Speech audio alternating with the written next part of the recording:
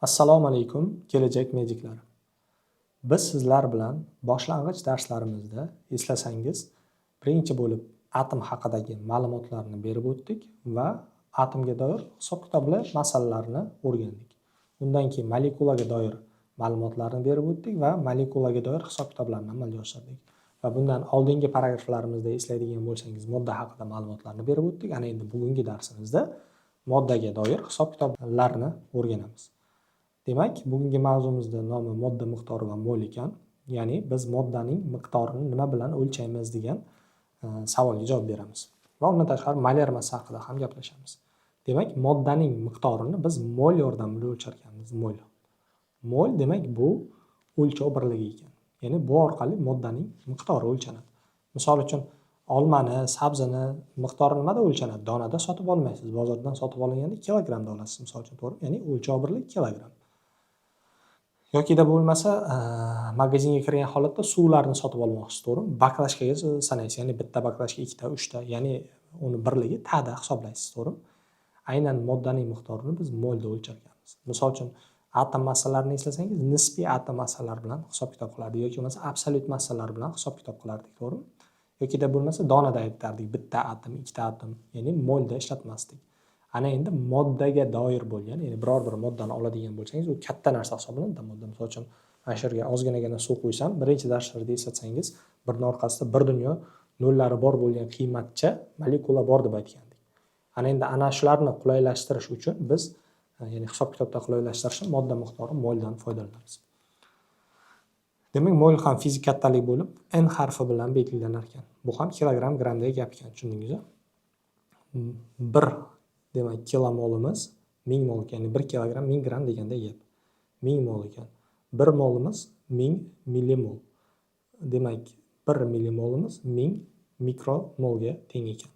Demak, bu birliklar. Biz asosan moldan foydalanamiz. Kilomolda so'rasa, demak, 1000 ga bo'lib qo'yamiz. Demak, millimolda so'rasa 1000 ga ko'paytirib qo'yamiz. Qiladigan ishimiz shu. Biz asosan moldan foydalanar ekanmiz. Demak, 1 mol o'zi qayerdan kelib chiqadi? 1 mol deb nimaga aytiladi? 1 mol deb 12 gramm uglerod 12 izotop tarkibidagi atomlar soniga teng bo'lgan, zarrachalar miqdoriga teng bo'lgan qiymat. Ya'ni 12 gramm uglerodda nechta zarracha bo'ladigan bo'lsa, shunga teng qiymat ekan. Biz buni hisob-kitob orqali ham topsak bo'ladi. Demak, proportsiyada savol qo'yaman, qarang, e'tibor bering. 12 gramm uglerod atomida 12 gramm uglerod moddasida aniqrog'i nechta atom bor? Biz pastga o'zimiz biladigan ma'lumotlarni yozishimiz kerak. Proporsion birinchi qatorga, demak, savol qo'yiladi. Ikkinchi qatorga esa o'zimiz biladigan ma'lumotlar. Biz nechta uglerodning massasini bilardik? Eslasangiz, bitta uglerodning massasini bilardik. Demak, bitta uglerodning massasi uning absolyut massasi edi.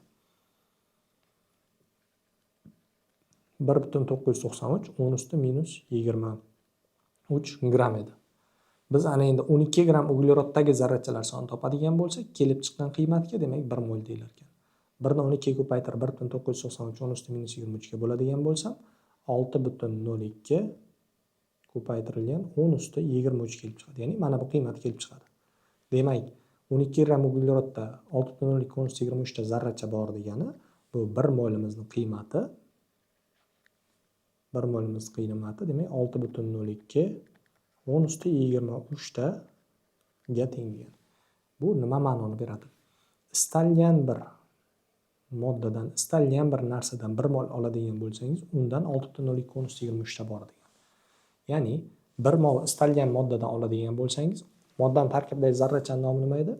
Molekula edi. Bu degani 1 mol moddaning tarkibida 6,02 10 usti 23 ta molekulasi bo'ladi.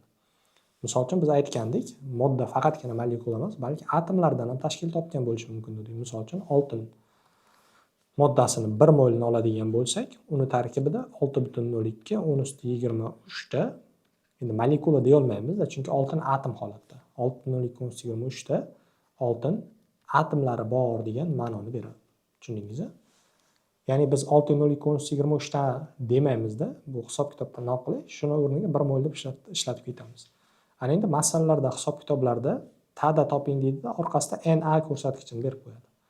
Misol uchun, javobingiz 6,02 10 usti 23 chiqib ketsa, javoblarda na shaklda berib qo'yadi. yoki ikkita 6.0.23 ga teng qiymat chiqib qoladigan bo'lsa 2na shaklida berib ketadi. Ya'ni bu degani 2 ni 6.0.23 ga ko'paytirganingdagi qiymatga teng degan ma'noni beradi. Tushundingizmi? Ya'ni misol uchun 12.04 10 usti 23 ta degani 2na ga tengda. Chunki bittasi 1na 6.0.23 ga teng, demak 2na 12.04 10 usti 23 ga teng bo'ladi. Demak, biz sizlar bilan modda miqdori haqida gaplashdik. Mana bu yerda misollar berilgan. Mana 1 mol suv 6.0.23 ta suv molekulasiga teng degan. 1 mol temir, demak 6.0.23 ta temir atomiga teng ekan. Chunki temir modda emas. Yokida bo'lmasa 1 mol kislorod gazi 6.0.23 ta kislorod molekulasini yig'indisi degan ma'noni berar ekan. Endi sizdan molni so'rasa ma'nosini 6.0.23 ta molekulani mana yig'ayman 1 2 3 4. Bu 6.0.23 juda ham katta sonda. 602 dan keyin 1 2 20 bitta 0 qo'yasiz degan. Tasavvur qilingiz, mana bu yerda chiqadi 6.0.23 ni ochib yozganingiz. Ya'ni 1 mol suv, misol uchun 1 mol suvimiz 18 grammda. Hozir unga ham to'xtalamiz. 18 gramm suv tasavvur qiling, mana shuncha bo'ladi biz. Shuning ichida mana shuncha, demak, suv molekulalari bor ekan. Endi biz 6.0.23 ta deb yozib yurmaymiz, noqulaychilik tug'dirmaslik uchun 1 mol deb ketamiz shunchaki 18 gramm suvda. Tushundingizmi? Ya'ni nimada qulayligi bor ekan modda miqdorini desa, demak hisob-kitobda. Nima uchun desa, mana bunaqa sonlarni ishlatib yurmaymizda, mana bunday qulay sonlardan foydalanamiz, mollardan. Ana endi molyar massa degan tushuncha bor. Bizda absolyut massa bor edi. Absolyut massa asosan e'tibor beramiz. Demak, atomga va molekulaga ishlatiladi. Chunki atom va molekula juda ham kichkina zarracha, ya'ni bitta atomga va bitta molekulaga nisbatan ishlatilardi. Ya'ni atomning absolyut massasi, molekulaning absolyut massasi, to'g'rimi? Molyar massa esa demak moddaga nisbatan ishlaydi. Chunki moddani biz ko'zimiz bilan ko'radigan katta miqdor hisoblanadi ular. Va molyar massa endi katta miqdor bo'lganligi uchun bitta ko'rsatkich olish kerak bo'lgan vaqtda nimani oldi? Demak, biz hisob-kitobda tani o'rnida moddani hisob-kitob qilayotganda moldan foydalandikmi? Endi molyar massada ham mana shu 1 molga bog'lab olishimiz kerak bo'ladi. Molyar massaning tarifi shu 1 moldan kelib chiqqan. Molyar massa bu 1 mol moddaning massasi bo'lib m harfi bilan belgilanadi. Ya'ni bu nima degani? Istalgan moddani 1 molni oladigan bo'lsangiz, uning molyar massasi deb ataladi. Misol uchun ana endi mana masalani ishlashdan oldin suv misolida ko'raylik, o'chirib tashlayman. Demak, 1 mol suvimiz nechta suv molekulalaridan tashkil topgan? 6.02 10 usti 23 ta. Molekula. Va shu 1 mol suvimizning massasi 18 grammga teng. Bu 18 gramm qayerdan keldi? Biz nisbiy molekulyar massa tushunchasini o'rgangandik. Nisbiy molekulyar massani birligi bo'lmasdi, 18 deb olardik. Bu suv molekulasiga nisbatan ishlatiladi. Ya'ni bitta suv molekulasini ifodalardi-da. Ana endi biz mana shuni molyar massa sifatida yozsak, 18 gramm yozar ekanmiz. Faqat bitta suv molekulasi emas, balki nechta suv molekulasini ifodalar ekan? 6.02 10 usti 23 tani ifodalar ekanda. Tushundingizmi? Ko'rib turibsiz, 6.02 10 usti 23 ta suv molekulasi 18 gramm kelyapti. Farqini tushundingizmi? Nisbiy molekulyar va molyar massani farqi qanaqa desa, son jihatdan bir xil, lekin miqdor jihatdan farq qiladi. Ya'ni bu bittani ifodalaydi, bu 6.02 tani ifodalaydi. Ya'ni molyar massa nisbiy molekulyar massadan 6.02 marta nima degani? Katta degani. Chunki bu bitta va 6.02 ta. Ya'ni oddiy qilib tushuntiradigan bo'lsam, bitta bilan 10 ta.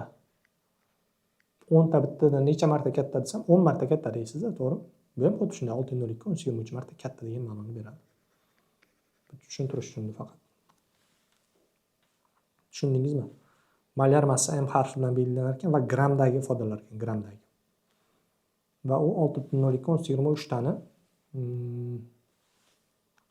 massasini berar ekan. Ana endi molyar massani topishning formulasi bor. Massani molga bo'lsak bo'ladi. Massani topish uchun molni molyar massaga ko'paytirishimiz kerak. Molni topish uchun massani molyar massaga bo'lishimiz kerak. Ya'ni bu formulalar bir-biridan keltirib chiqariladi. Misol uchun mana bu formulani keltirib chiqarishda oson yo'li mana bundan n teng m taqsim molyar massa. Ya'ni massani molyar massaga bo'lsangiz mol kelib chiqadi.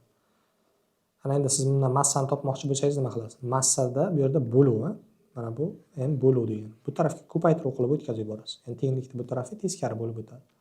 Ya'ni massani o'zi qolyapti, bu tarafga mol bilan Molyar massani ko'paytiruv holatida yozasiz. Ana endi bundan molyar massani topmoqchi bo'lsangiz nima qilasiz? Molni bu tarafga o'tkazib borishingiz kerak. Mol ko'paytiruv holatda, to'g'ri? Bu tarafga bo'luv qilib o'tkazasiz. Demak, massa teng molyar massa teng massa taqsim mol. Kichkina ham nima edi bu desangiz, oddiy massa. Ya'ni misol uchun suvdan siz har doim 18 gram foydalanmaysiz, 100 gram foydalanishingiz mumkin, 50 gram foydalanishingiz mumkin, 36 gram foydalanishingiz mumkin, to'g'rimi? Istalgancha massada foydalanasiz. Misol uchun magazinga kiradigan bo'lsangiz 1 kilogram shakar 5000 so'm deb yozib qo'ygan bo'lsa, hozir 10000 so'm bo'lgan, misol uchun 10000 so'mdir balki. Ana narxini ham bilmaskan. 1 kilogram shakar misol uchun 10000 so'm yozib qo'ygan bo'lsa, siz 1 kilogram shakar olishga majbur emassiz. Borasizda 3,5 kilo tortib beringiz. 3,5 kilosi 35000 so'm bo'ladi, to'g'rimi? Ya'ni massa ham xuddi shunday. 1 molni aynan, demak, 1 molni massasi molyar massa deyiladigan bo'lsa, massada istalgancha mol kelib chiqadi. Ya'ni massasini qo'yadigan bo'lsangiz, istalgan summa kelib chiqyapti-ku. 35000 so'm kelib chiqyapti, to'g'rimi? Ya'ni siz xohlagancha massa olib olasiz. Bu ham xuddi shunday narsa.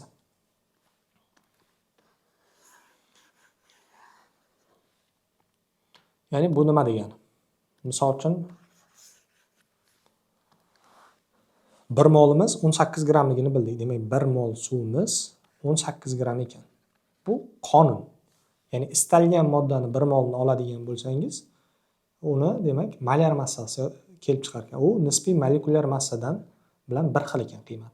Ya'ni siz misol uchun kalsiy karbonatni molyar massasini topa olmayman deb o'tirmaysiz. Demak, nisbiy atom massalarini qo'shib chiqasiz, 12 plus 48 100 bo'ladi. Bu nisbiy molekulyar massasi. Molyar massasi qancha desa, demak 1 molimiz necha gram keladi? 100 gram keladi deb ketasiz. Ya'ni istalgan moddani 1 molini mana shu, demak, nisbiy molekulyar massasini topish orqali kelib chiqqan qiymat bilan tenglab olasiz. Va uni molyar massasi deyiladi. Endi sizda misol uchun 100 gram emas, 150 gram modda bo'lishi mumkin, to'g'rimi? Tajriba o'tkazayotganingiz sizga savol beriladi. Mana shu 150 gram modda necha mol keladi desa, siz proporsiya qo'yib qo'yasiz. 150 gram moddan necha mol kelar ekan deb. 1 molim 100 gram bo'lsa, 150 gram demak 1,5 mol degan javob kelib chiqadi. Yokida proporsiyaga qo'ysangiz bo'ladi. Miqdorini top mana buni. 150 gramni desa, siz 150 gram massasi berilgan, molyar massasi mana 100 gram ekan, kalsiy karbonat 100 ga bo'lasiz. Moli demak 1,5 mol kelib chiqadi. Demak 1,5 mol modda bor ekan deb aytasiz. Tushundingizmi? Endi unga doir masalalar ishlaymiz. Sizda mavzumiz yana ham tushunarli bo'ladi. Demak, birinchi masala. 88 gram karbon tangridning modda miqdorini hisoblang. Demak, formulaga qo'yishdan oldin men proporsiyani o'rgataman va har doim proporsiya usulida ketishni tavsiya qilaman. Proporsiyada har doim masala shartidagi berilgan ma'lumotlar va savolni qo'yib olamiz. Nima berilgan? 88 gram karbonat angidrid moddasi berilgan. Moddada endi 88 gram. Mana 88 gram karbonat angidrid moddasining molini aniqla deyapti masala shartida. Mana endi proporsiyani ikkinchi qatoriga nima qo'yiladi deb savol beriladigan bo'lsangiz, har doim 1 mol modda uchun qo'yiladi. Necha mol modda uchun? 1 mol uchun. Ya'ni o'zimiz biladigan qiymatlar. Molni tagiga molni qo'yasiz. Nimani so'rayapti? Karbon tangridning miqdorini so'rayapti. Demak, karbon tangriddan o'zingizdan 1 mol olasiz. 1 mol olasiz. 1 mol karbonat angidrid deysiz. Necha gram? Hisoblaysiz. 12 buniki. Ikkita kislorod 32 jami 44 gram. Demak, 1 mol 44 gram keladi deysiz. 88 gramni qancha deysiz? 2 mol kelib chiqadi. Ya'ni 1 ni 88 ga ko'paytirasiz va 44 ga bo'lasiz. Ma'nosi shu proporsiya. Uni bunga ko'paytirib, bunga bo'lsangiz bu kelib chiqadi. Kimyo uchun matematika kursida proporsiya degan mavzuda buni tushuntirib o'tganmiz.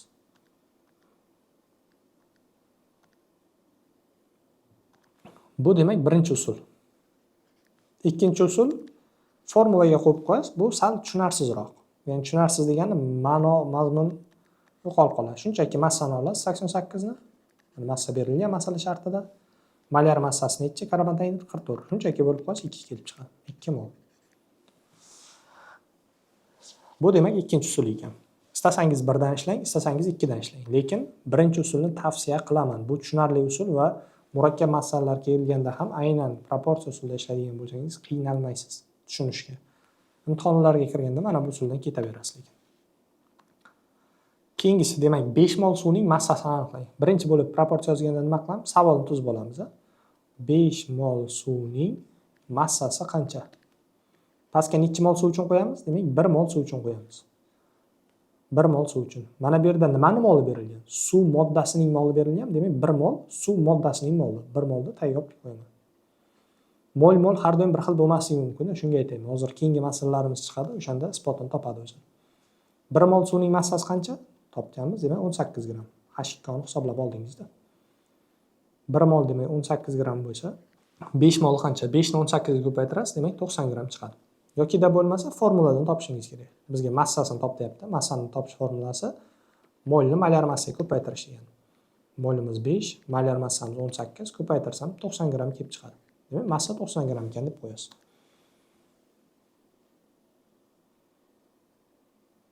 Bularni birliklari ham bor. Birliklarni qisqartirishni ham o'rgatib ketay. Bu 5 mol suvniki. Shu boshni yozaylik. Molni birligi demak, mol modda miqdorining birligi. Molar massaniki gram taqsim mol. Bu aytib ketmanman. Ya'ni 1 molning massasi degani 18 gram taqsim mol degani. Birligi gram taqsim mol. Ya'ni ma'nosi 1 mol suvimiz 18 gram keladi degani ma'nosi.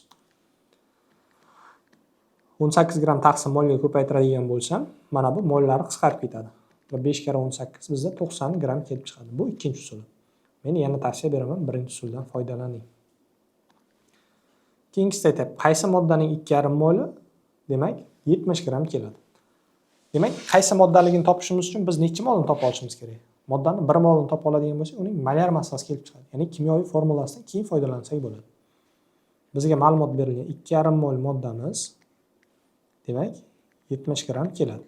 Biz necha molni topa olsak, formulasi orqali topa olsak bo'ladi? 1 molni, to'g'ri?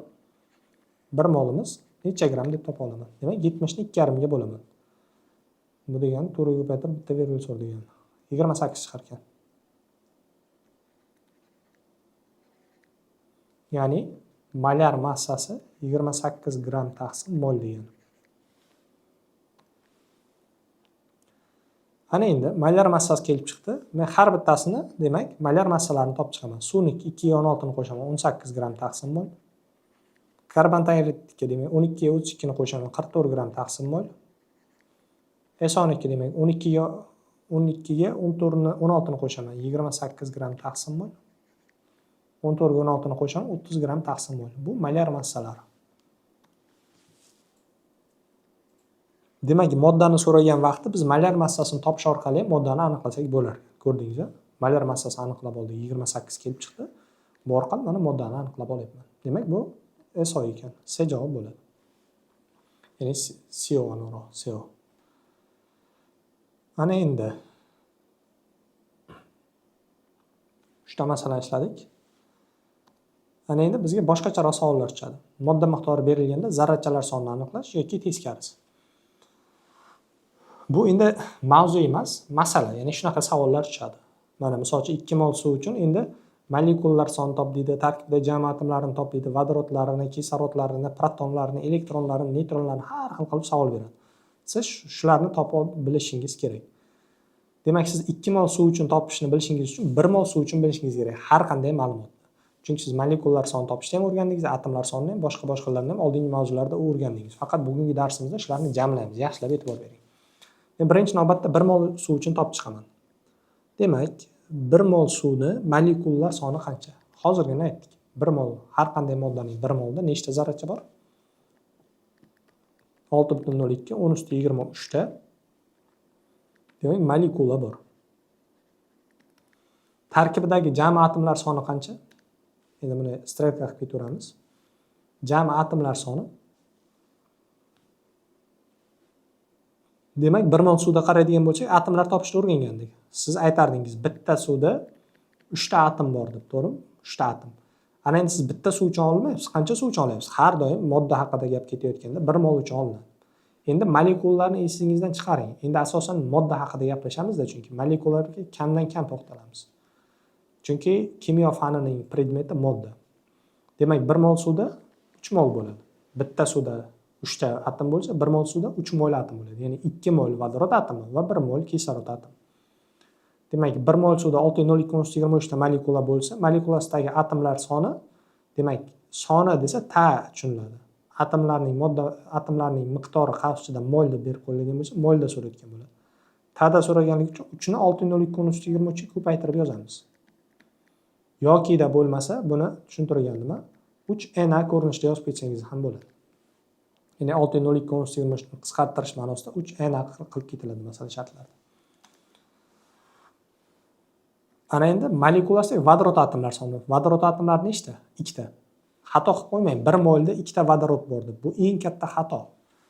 Yana aytaman, endi boshlaganlar uchun eng katta xato. 1 mol suvda nechta vodorod borsa 2 ta demang. 1 mol suvda 2 mol vodorod bor. 2 mol. 2 mol. Nechta desa, keyin ta'da aytsangiz bo'ladi. 2 ko'paytirilgan 6.02 10⁻23 ta desangiz to'g'ri bo'ladi. Va buni Na ko'rinishda yozmoqchi bo'lsangiz 2Na qilib qo'yasiz. Xuddi shunday keyingisi molekulasidagi ana endi kislorod atomlar soni. Demak, kislorod atomlar soni demak bitta suvda bitta kislorod bor edi. Bu degani 1 mol suvda 1 mol kislorod bo'ladi. Lekin bizda atomlar soni so'ralyapti. Soni degani ta nazarda tutiladi. 1 molni taga o'tkazsangiz nechta bo'ladi? 6.02 / 23 ta bo'ladi. Tushundingizmi? Ana endi jam protonlar soni. Suvda biz aytgandik, bitta suvda 10 ta proton bor degandik, to'g'rimi? Ana endi biz hozir bitta suv uchun hisoblamaymiz, 1 mol uchun hisoblaymiz. 1 molida demak 10 mol proton bor degan, 10 mol. Biz molda emas, ta'da so'ralyapti. Protonlar soni bu ta nazarda tutiladi. 10 mol bo'lsa 10 ni 6.02 / 23 ga nima qilib yozasiz? Ko'paytirib yozasiz. Demak 10 ko'paytirilgan 6.02 10⁻23 ta bor. Endi sizdan savolda 2 mol uchun so'rayapti. Hammasini proporsiya qilib chiqasiz. Demak, molekular sonni topamiz birinchi bo'lib. O'chiraylik, yoniga javobni yozib ketamiz.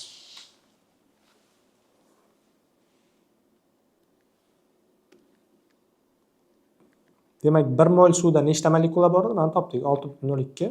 O'zi aslida unday bo'lmaydi. Proporsiya qo'yayotganda savoldan boshlanadi. 2 mol suvda nechta molekula bor? Nechta? Pastga 1 mol uchun qo'yamiz. Demak, mol suvning miqdori bo'lgani uchun modda miqdori mol 1 ni qo'yamiz. Mana bu yerga suvning ta'sini so'raganligi uchun 1 molimizda 6.02 / 23 ta, demak, molekula bor ekan deymiz. Kelib chiqadi. Demak, bizda javobi mana bu yerga yozib ketaman birda 12.04 10⁻23 ta. Yokida bo'lmasa, javobda 2Na shaklda ham beriladi. Ya'ni 6.02 / 23 ta o'rniga Na ham qo'yib ketiladi. 2 ni Naga ko'paytirsangiz 2Na bo'ladi, 1 ga bo'lsangiz 2Na degan. Buni ma'nosi mana bu. 12.04 10⁻23.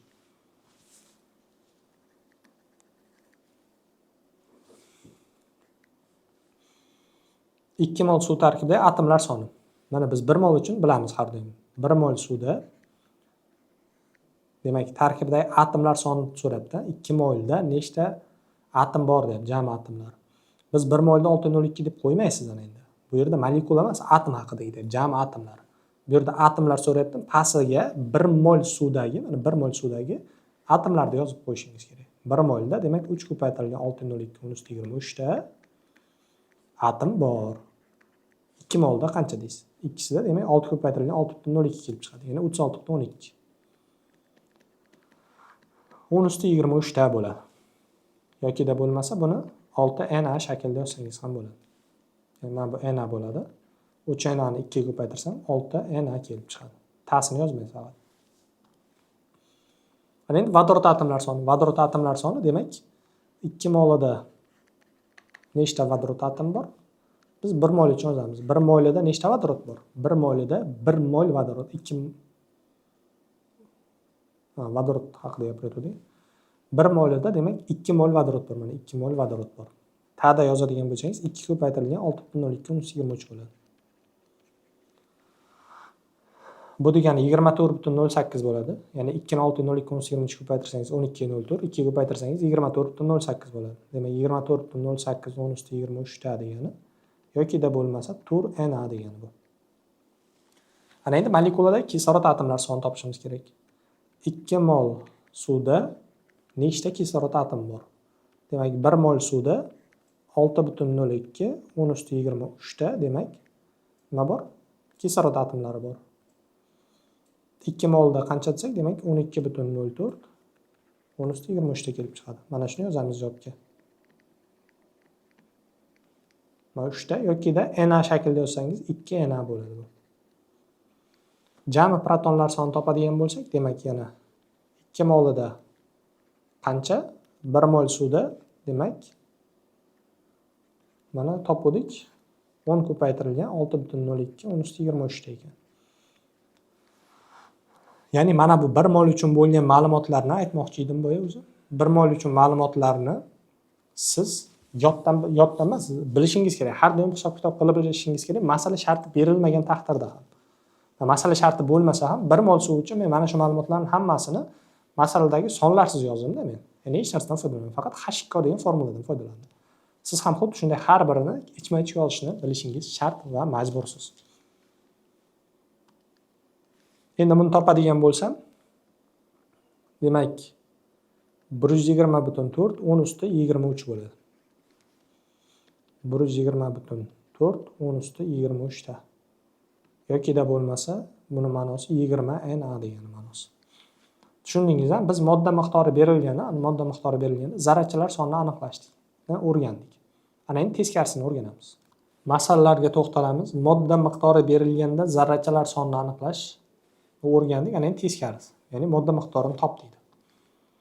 Pastga har doim biz o'zimiz 1 mol uchun bilamiz, ya'ni 1 mol modda uchun hamma ma'lumotni bilamiz. O'shandan mana shu kerakli qismini olib kelib qo'yishimiz kerak.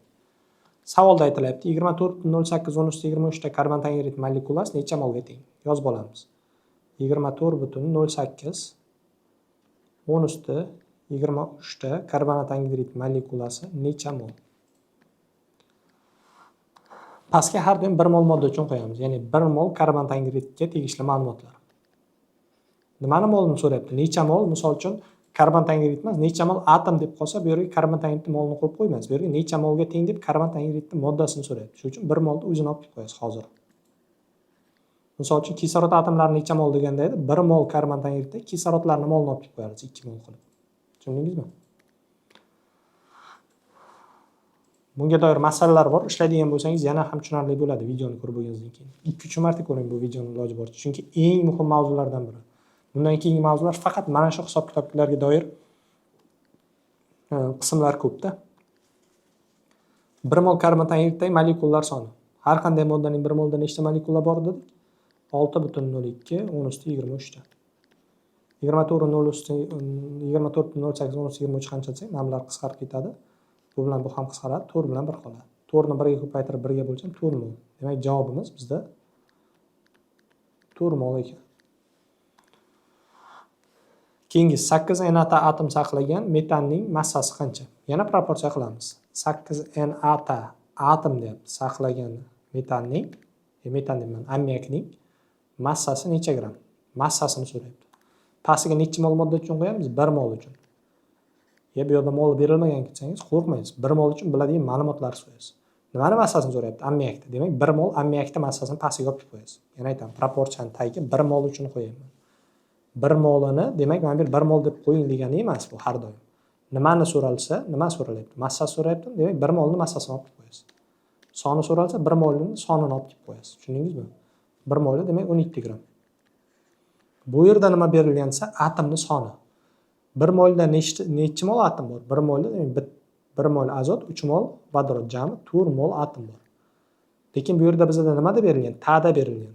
4 molni tagiga o'tish uchun nima qilamiz? Na ga ko'paytiramiz. Ya'ni 4 ko'paytirilgan 6,02 10 + 23. Ya'ni Na shaklida yozamiz. Shunda 8 bilan 4 qisqarib ketib 2 va 1 qoladi. 2 ni 17 ga ko'paytirib 1 ga bo'lsam 34 gram. Demak, javob 34 gram ekan. Ya'ni 8 mol atom saqlagan, ya'ni 8 Na ta atom saqlagan ammiakning massasi 34 gram.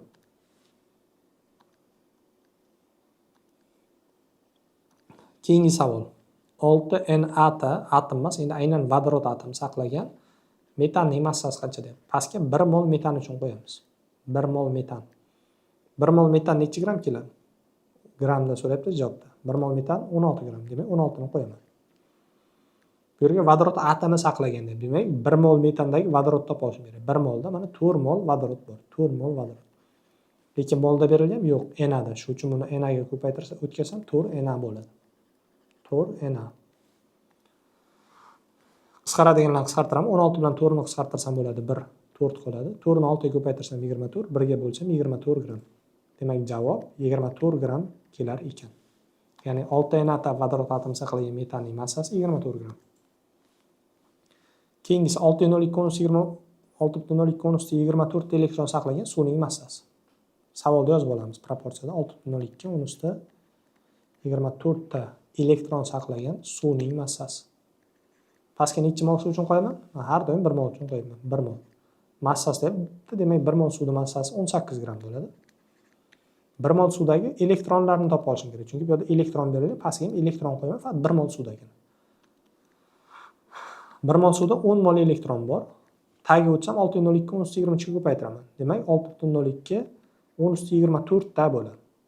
Tasodifni qarang, mana bu son bilan o'xshash. Bu degani bo'ldi, bu sonni qo'ymaymiz, qo'yaverasiz, hech narsa yo'qotmaysiz. 6.02 ta qo'yamiz.